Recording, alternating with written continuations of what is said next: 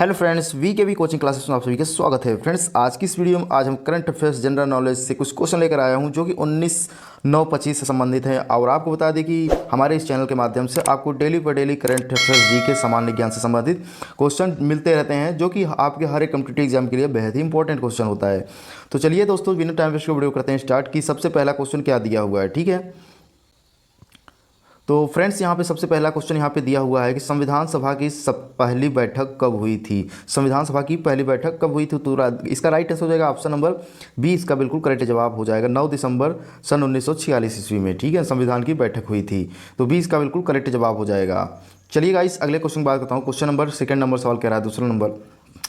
तो दूसरा नंबर सवाल कह रहा है कि हड़प्पा सभ्यता किस नदी के किनारे विकसित हुई थी, ठीक है। हड़प्पा सभ्यता किस नदी के किनारे विकसित हुई? तो इसका राइट आंसर होगा इस ऑप्शन नंबर सी। इसका बिल्कुल करेक्ट जवाब हो जाएगा सिंधु नदी के किनारे। तो सी इसका बिल्कुल करेक्ट जवाब हो जाएगा। चलिए अगले क्वेश्चन बात करता हूँ। क्वेश्चन नंबर तीसरा नंबर सवाल कह रहा है, तीसरा नंबर सवाल कह रहा है कि भारत का पहला उपग्रह आर्यभट्ट कब प्रक्षेपित किया गया? तो इसका राइट आंसर हो जाएगा ऑप्शन नंबर सी। इसका बिल्कुल करेक्ट जवाब हो जाएगा 1975 ईस्वी में। चलिए अगले क्वेश्चन बात करता हूँ। क्वेश्चन नंबर 4 नंबर सवाल कह रहा है, चौथा नंबर कह रहा है किस मुगल बादशाह ने दिन ए इलाही की शुरुआत की थी?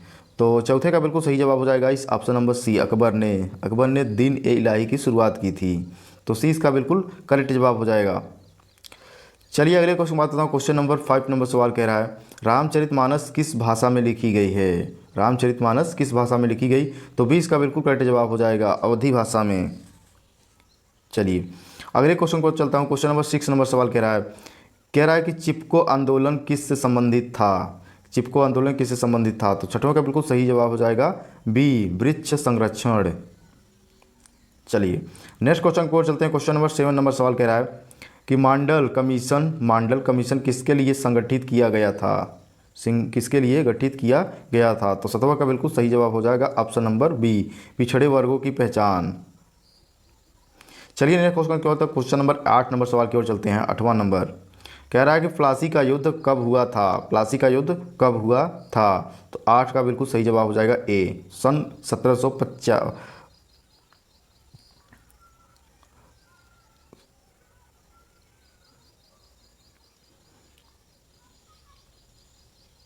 चलिए 8वां क्वेश्चन क्या कह रहा है। 8वां क्वेश्चन कह रहा है कि प्लासी का युद्ध कब हुआ था? 8वां का ये प्लासी।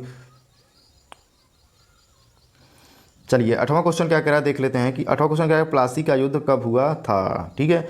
तो प्लासी का युद्ध कब हुआ था इस 8वां का बिल्कुल सही जवाब हो जाएगा ए। इसका राइट आंसर हो जाएगा सन 1757 ईस्वी में। 1757 ईस्वी इसका बिल्कुल सही जवाब हो जाएगा।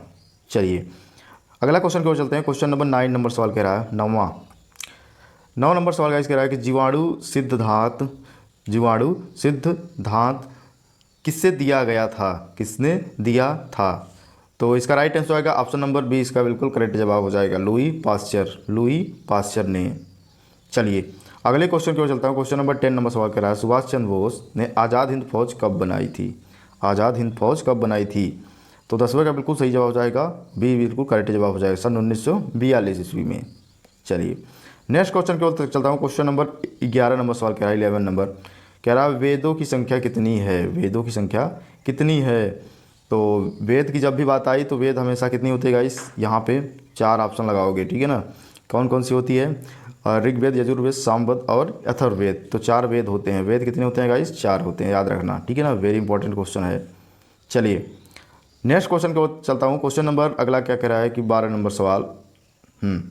तो 12 नंबर सवाल कह रहा है गाइस यहाँ पे भारत में सबसे पहला डेल्टा कौन सा है? भारत में सबसे पहला डेल्टा कौन सा है? तो 12 का बिल्कुल सही जवाब हो जाएगा ऑप्शन नंबर सी। इसका बिल्कुल करेक्ट जवाब गंगा ब्रह्मपुत्र डेल्टा। तो सी इसका बिल्कुल करेक्ट जवाब हो जाएगा।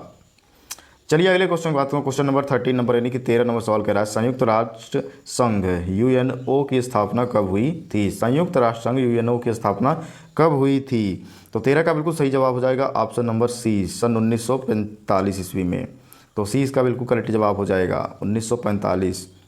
चलिए नेक्स्ट क्वेश्चन की बात करता हूँ। क्वेश्चन नंबर 14 नंबर सवाल कह रहा है, 14 नंबर कह रहा है कि नालंदा विश्वविद्यालय कहाँ स्थित था? नालंदा विश्वविद्यालय कहाँ स्थित था, जो कि ये बहुत पुराना जो है यूनिवर्सिटी विश्वविद्यालय है, ठीक है ना। तो नालंदा का नाम जो है हर एक कॉम्पिटिटिव एग्जाम में पूछा जाता है, तो इस पर विशेष ध्यान देना। तो 14 का बिल्कुल सही जवाब हो जाएगा ऑप्शन नंबर बी, इसका बिल्कुल करेक्ट जवाब हो जाएगा। कहाँ स्थित था? बिहार में स्थित था। नालंदा विश्वविद्यालय कहाँ था भाई? बिहार में था। ठीक है ना। चलिए नेक्स्ट क्वेश्चन की ओर चलता हूँ। क्वेश्चन नंबर 15 यानी कि 15 क्वेश्चन है। और गाइस आज का जो आखिरी क्वेश्चन है कि 15 क्वेश्चन क्या कह रहा है कि पृथ्वीराज रासो ने लेखक कौन थे? हाँ भाई, कह रहा है पृथ्वीराज रासो के लेखक कौन थे? तो 15 का बिल्कुल सही जवाब हो जाएगा ऑप्शन नंबर सी, चंद्रवरदाई। कौन थे? चंद्रवरदाई। तो सी इसका बिल्कुल करेक्ट जवाब हो जाएगा। तो गाइस ये थे कुछ करंट अफेयर्स जी के कुछ सामान्य ज्ञान से संबंधित प्रश्न थे, जो कि आज का आखिरी नंबर था 15 नंबर। ठीक है ना।